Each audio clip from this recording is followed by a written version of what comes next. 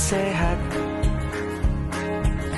Bersama guru yang hebat, penuh cinta dan bersahabat, mendidik dengan tulus, gunakan 7 jurus. Kenali potensi, kelola emosi, tumbuhkan resiliensi, jaga konsistensi dan jalin koneksi, membangun kolaborasi dan menata situasi.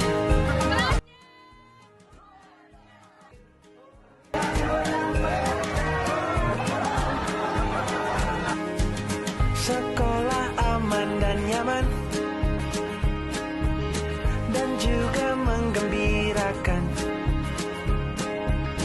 tempat bertumbuh harapan. Bersama ayo kita wujudkan, mendidik dengan tulus, gunakan 7 jurus. Kenali potensi, kelola emosi, tumbuhkan resiliensi, jaga konsistensi dan jalin koneksi, membangun kolaborasi dan menata situasi. 7 jurus PK hebat, bersama murid melangkah tepat. 7 jurus PK hebat, 7 jurus yang akan ku ingat.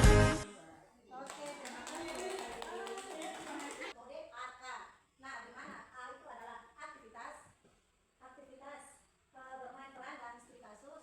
R-nya yang A, R-nya refleksi, K-nya adalah konsep, dan A adalah aplikasi. Jadi kita kegiatan hari ini itu akan berjalan sesuai metode ARKA. Ini kamu akan belajar jurus bangun kolaborasi. Siapkan diri dan konsentrasi, siluman egois akan menghalangi. Lawan dan kalahkan siluman itu sebagai tanda kamu sudah bisa menguasainya. Oke, baik. Berkelompok berdasarkan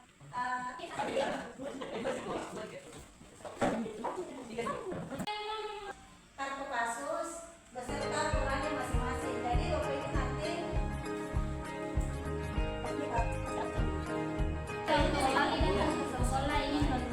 Murid mandiri dan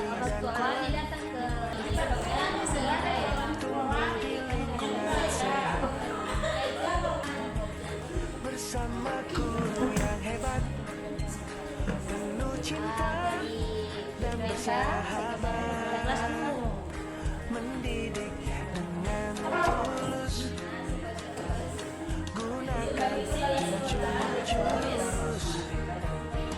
Kenali potensi, kelola emosi, tumbuhkan resiliensi, jaga konsistensi dan jalin koneksi, membangun kolaborasi dan menata situasi. Oke, berikutnya dari kelompok. Nah, Bapak, dalam kolaborasi tadi, apakah ada tantangan atau hambatan dalam menyelesaikan permasalahan yang ada? Yang jelas tidak ada hambatan atau tantangan, itu tidak ada. Kami merasa puas sekali karena dari pihak wali kelas juga menunjukkan nilai kami juga secara manual. Terima kasih atas kesempatan yang diberikan kepada kami dari kelompok 3 akan mempresentasikan hasil di sini. Semua tim yang ada sangat aktif dalam berdiskusi sehingga kami bisa mendapatkan suatu hasil yang baik, keputusan yang baik untuk kami putuskan ketika orang tua datang, ketika kami akan mempertanggungjawabkan itu kepada orang tua murid. Terima kasih, sangat bagus sekali. Oke, Bapak Ibu, jadi di sini kita menarik kesimpulan bahwa kolaborasi itu bukan hanya mengenai siapa yang lebih unggul, tetapi bagaimana cara kita untuk berkolaborasi dengan guru sesuai dengan peran mereka masing-masing. Jadi kolaborasi sangat penting untuk mencapai suatu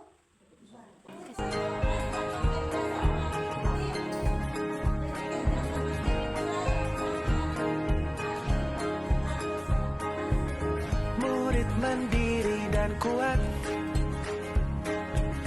tumbuh di lingkungan sehat, bersama guru yang hebat, penuh cinta dan bersahabat, mendidik dengan tulus. Saling kolaborasi dan kerjasama yang baik dalam tim sehingga masalah atau pekerjaan apapun yang berat bisa terselesaikan. Makna dari permainan ini yang kami ambil dari permainan ini, kami masing-masing anggota belajar untuk supaya bersifat terbuka, menerima setiap saran dan masukan dari teman anggota dalam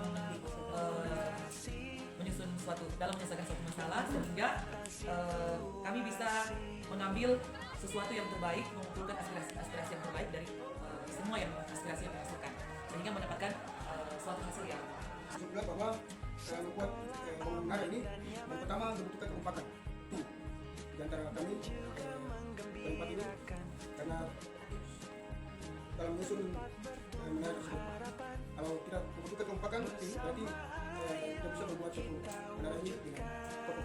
Berarti ketika mengalami suatu permasalahan, kalau tidak dengan kerjasama berarti masalah itu tidak bisa dicapai dengan baik. Itu maksudnya Pak. Iya. Oh ya, siap. Oke, terima kasih. Tepuk tangan untuk kita semua. Baik, terima kasih. Jadi untuk utama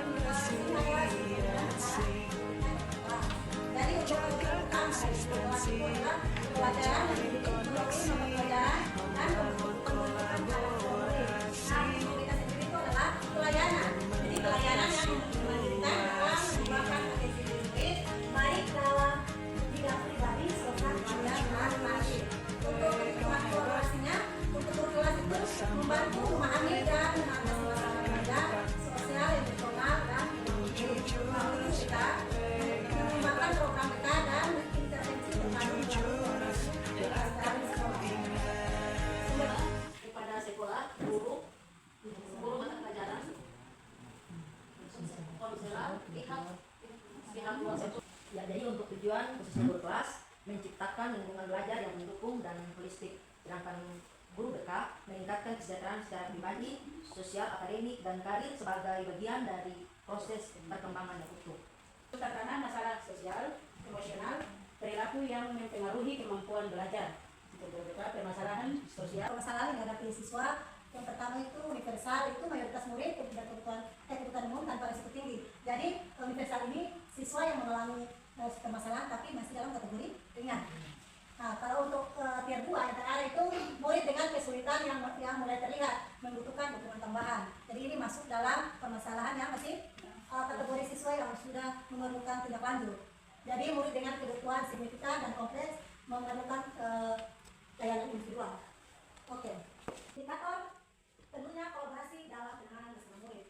Nah, Bapak Ibu, ketika ada permasalahan murid, masalahnya masih di tingkat ringan, kategori ringan, maka pertama-tama itu dia harus lihat grup piket, grup mapel, dan orang tua. Kalau permasalahannya di grup piket mapel sampai ke tingkat yang sangat berat, maka akan dirujuk ke kepala sekolah, dan kepala sekolah akan melakukan referat kepada pihak yang terkait. Kalau siswa sudah mengalami seperti depresi, itu kan yang masuk dalam kategori sudah sedang. Dia akan dirujuk ke dokter ahli atau psikolog, seperti itu. Bimbingan oleh guru BK atau oleh kelas. Setelah itu ke konseling oleh guru BK atau konseling individu. Akan melakukan kunjungan rumah, begitu. Terus konferensi kasus. Orang tua terus sudah melakukan home visit, konferensi kasus, tapi belum juga selesai masalahnya, maka masalahnya akan dirujuk ke ahli terkait. Contohnya kalau kasus berat mungkin bisa ke polisian atau ke dokter ahli gitu. Begitupun dengan masalah ketidakdisiplinan atau insiden tadi. Lalu mekanisme kolaborasi dalam penanganan masalah murid. Nah, Bapak Ibu, hari ini kita akan belajar bagaimana mekanisme kolaborasi yang sistematis dan terstruktur. Nah, yang pertama itu kita harus mengidentifikasi masalah. Masalah apa yang dihadapi? Apakah masalah ini masuk dalam tier 1, tier 2, atau tier 3? Berdiskusi antara bagi pihak dalam menentukan permasalahan. Orang tua di rumah juga harus tahu kalau aturan ini berlaku untuk siswa tersebut, dan itu juga harus ada dukungan dari orang tua di rumah. Kalau tanpa dukungan dari orang tua, maka aturan dan ibu di sekolah itu sia-sia saja. Betul sekali. Jadi perlu keterlibatan orang tua. otomatis ada hubungan emosional di situ, dan dari hubungan itu kita bisa menjalin komunikasi antara orang tua dengan guru. Strategi dilakukan pada sekolah agar tidak ada kesalahpahaman atau misdiskriminasi begitu Bapak Ibu. Nah, Dan berikutnya adalah mempercepat deteksi masalah dan pengambilan keputusan bersama.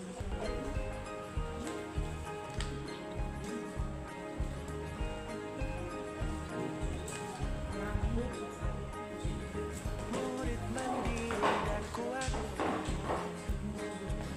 tumbuh di lingkungan sehat,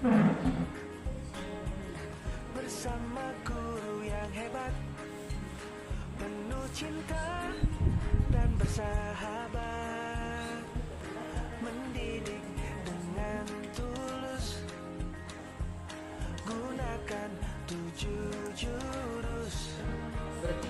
Kenali potensi, kelola emosi, tumbuhkan resiliensi, jaga konsistensi dan jalin koneksi, membangun Lihat dari terlambat dalam sekolah. Identitas masalah atau apa masalah dan bukan masalahnya karena selama perhatian dari orang tua dan siswa tersebut sering bangun teman. Jadi dia masuk padatnya. Oke, tutup tangan. Ini jangan. sekolah aman dan nyaman, dan juga menggembirakan, tempat bertumbuh harapan, bersama ayo kita wujudkan, mendidik dengan tulus, gunakan 7 jurus, kenali potensi, kelola emosi, tumbuhkan resiliensi, jaga konsistensi dan jalin koneksi, membangun kolaborasi, dan menata situasi.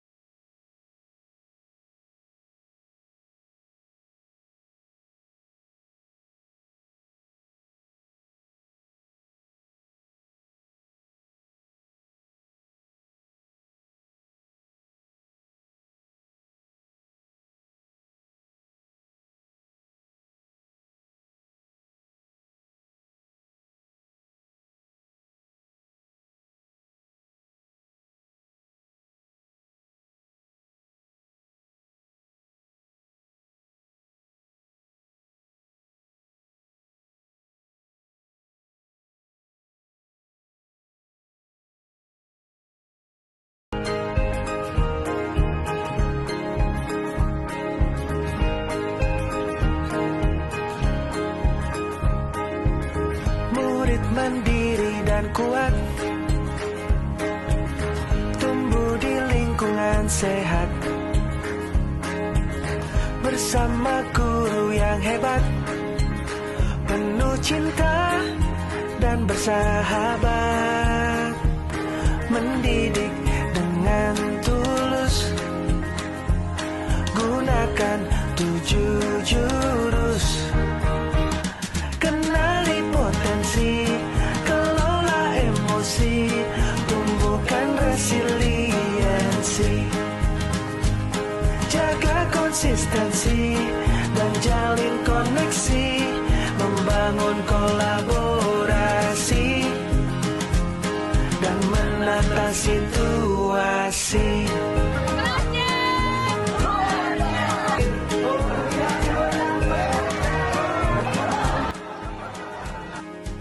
Sekolah aman dan nyaman